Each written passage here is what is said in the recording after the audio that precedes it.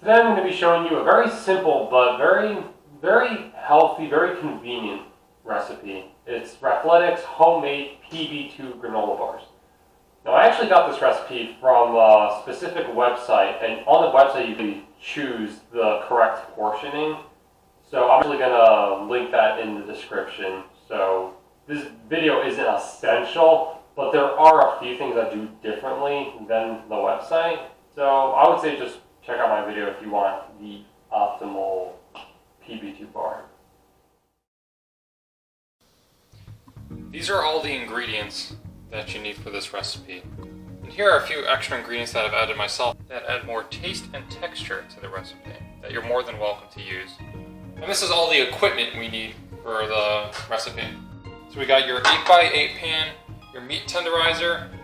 I have a meat cleaver, but I'm gonna just suggest that you use just a strong knife. That's all. It doesn't need to be a meat cleaver. Foil, saran wrap also works. Measuring cup, just a big old mixing bowl, and a tablespoon. You also want to make sure you have a paper brown bag and 10 snack bags, which are half of the sandwich bag size. So we're gonna grab our bowl and measuring cup. So first we're gonna start with 2 cups of old-fashioned oats. Just measure it out.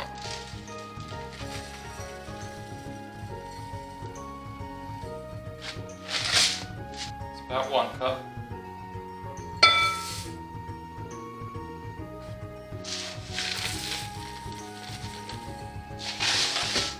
That's about 2 cups. Next, we're gonna add some PB2. Now this stuff gets pretty messy. So you're gonna grab your spoon and measure out about 1.25 cups of PB2 powder.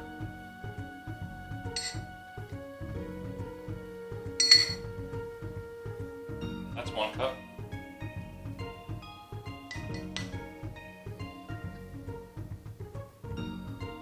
There we go. Now for the dark chocolate chips and the rest of my additional ingredients, we're gonna measure out portionings by the tablespoon. So I like to put 3 tablespoons of dark chocolate chips. Next, I like to put 2 tablespoons of slivered almond bits. 1, 2. Next we're gonna do flax seeds. 2 tablespoons of that. 1, 2. Next we're gonna do unsweetened coconut flakes. 2 tablespoons of that. 1, and it's actually looking like the rest of the bag is just about that amount.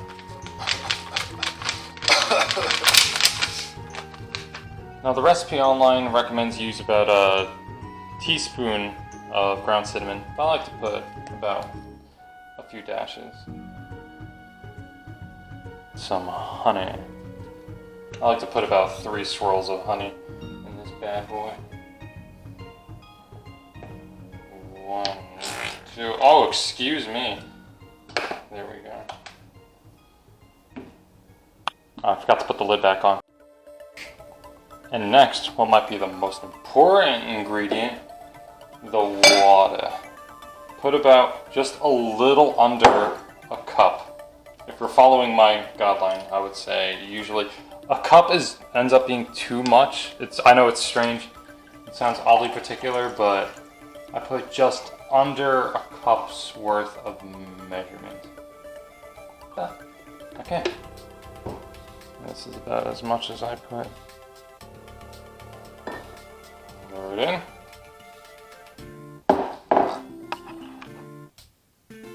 Now you just start mixing. Just keep mixing it until all the ingredients are evenly distributed.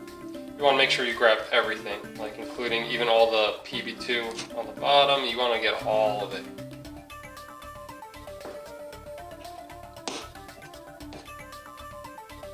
Alright, remember that 6x6 pan and meat tenderizer I told you about earlier? Alright, so we're going to need those now. So you're just going to scoop all that into there. Grab everything you can. Then you're just going to pound it. Just pound it until it's evenly spread out through the pan.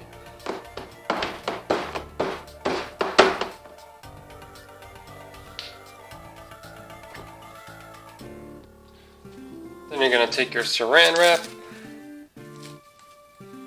place it over. Doesn't have to be too tight, it's not a big deal. There you go. So then you're just going to pop it into the fridge for 2 hours and let it sit.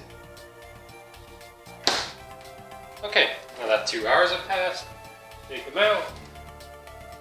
Okay, so you're going to want to grab your paper bag and your 10 snap bags that I mentioned earlier.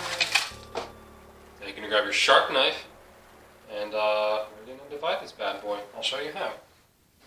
So I want to divide this into 10 pieces. So what I'll do is cut it down the middle like so. And just sort of use your eye to kind of space it out. You're going to have to do 4 cuts. So you want to get it just right. It's never, I mean, you're not always going to get it perfect, but as long as it's close enough, you'll be good. And go back and press down. Boop, just like that. It should look something like that when you're done. So now you're just going to take your knife and pop each one out and put them into their snack bags.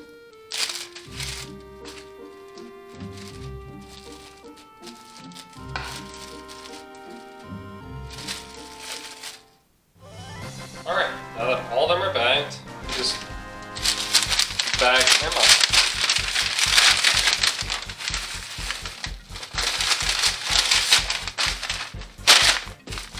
And these guys actually stay refrigerated to keep their form.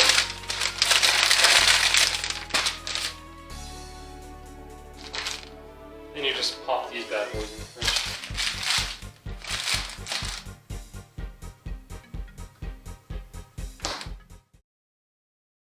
And that's it. That's how you make Raphletic homemade PB2 bars.